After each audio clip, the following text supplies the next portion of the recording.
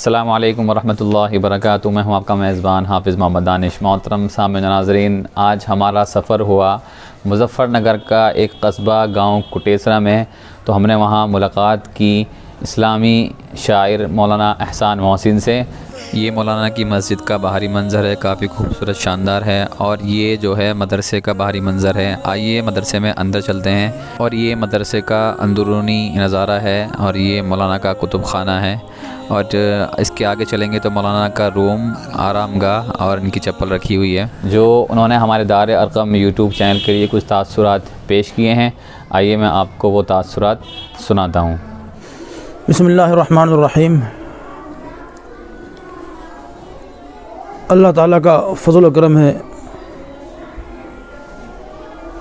کہ وہ اپنے بندوں میں سے کسی کو کسی کام کے لیے مختص کر لے، اور بالخصوص دینی خدمات کے لیے جسے اللہ تعالیٰ پسند کر لے، اس پر خاص اللہ کا فضل ہے۔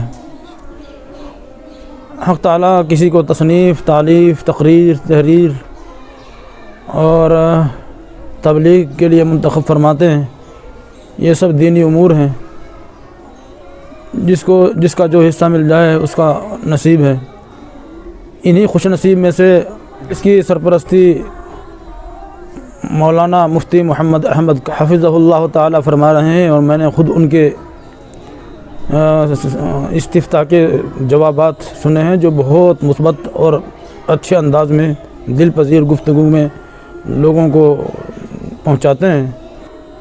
ہمارے برادر زادے بھائی شمشیر صاحب، جو کہ لخت جگر حافظ دانش صاحب نے یہ دینی چینل دار ارقم کے نام سے شروع کیا ہے، جس میں لوگوں کے مختلف فتاوی کے ذریعے ان کی تشنگی کو دور کرتے ہیں اور ان کو آسودہ خاطر بناتے ہیں۔